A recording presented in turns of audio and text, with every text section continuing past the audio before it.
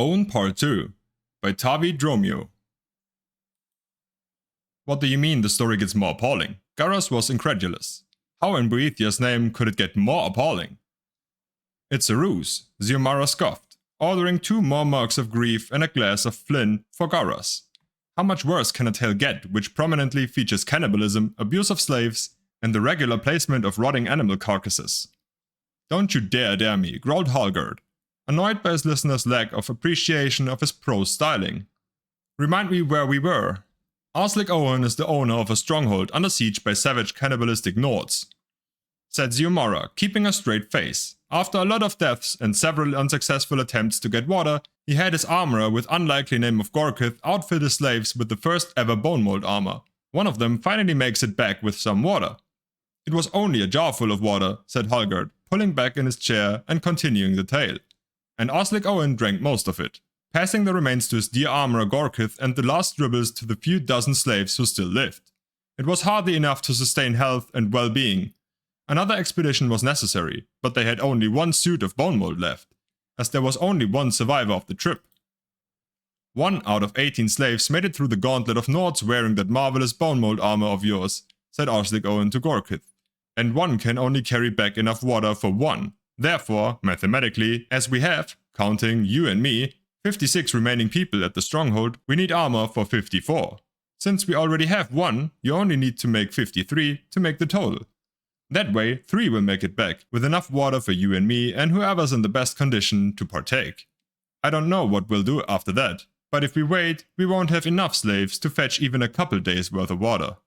I understand, whimpered Gorkith. But how am I going to make the armor? I used all the livestock bones to make the first batch of bone mold.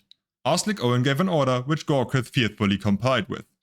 In 18 hours. What do you mean, Arslic Owen gave an order which Gorkith faithfully complied with? Asked Xiomara. What was the order? All will be clear, smiled Hallgerd. I have to choose what to reveal and what to conceal. Such is the way of the tale-teller. In 18 hours Gorkith had 53 suits of bone mail, said Hallgerd continuing, not really minding the interruption, prepared for the slaves. Without prompting, he ordered the slaves to practice using the armor and even allowed them more training time than their predecessors.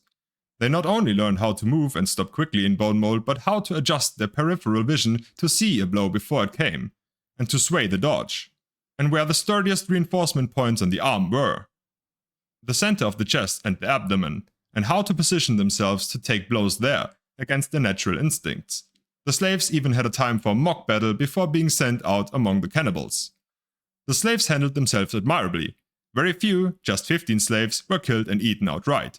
Only 10 were killed and eaten when they reached the river.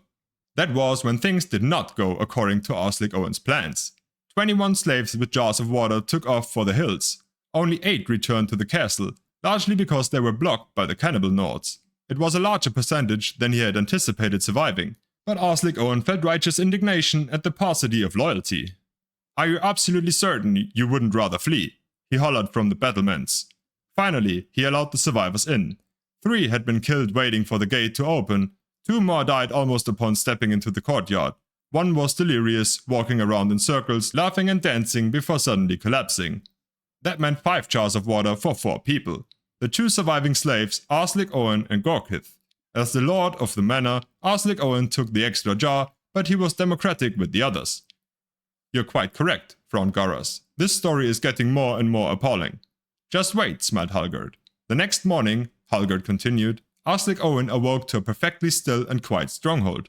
There was no murmuring in the corridors, no sound of hard labor in the courtyard. He dressed and surveyed the scene. It appeared that the fortress was utterly deserted. Arslic Owen walked down to the armorer's quarters, but the door was locked. Open up, said Arslic Owen patiently. We need to speak. 30 out of 44 slaves successfully made it to the river and gathered water. Admittedly, some then fled, and a couple didn't survive because I need to correct their fickleness. But mathematically, that's a 55% survival rate. If you and I and the 2 remaining slaves made the next run to the river, we too should survive. Zillion and Gallo left last night with their armor, cried Gorkith through the door. Who are Zillion and Gallo? The 2 remaining slaves. They don't remain anymore. Well, that's vexing, said Arslic Owen. Still, we must continue on. Mathematically, I heard something last night, whimpered Gorkith in a funny voice. like footsteps, only different, and they were moving through the walls. And there were voices too. They sounded strange, like they couldn't move their jaws very well, but I knew one. Arslik Owen sighed, humoring his poor armorer. And who was it? Ponic. And who is Ponic? One of the slaves that died when the Nords poisoned our water. One of the many slaves that died, and we made use of. He was always a nice, uncomplaining fellow, that's why I noticed his voice above all the others. Gorklith began to sob. I understood what he was saying. Which was what? Asked Arslik Owen with a sigh. Give me back my bones, Gorklith's voice shrieked. There was silence for a moment, and then more hysterical sobbing.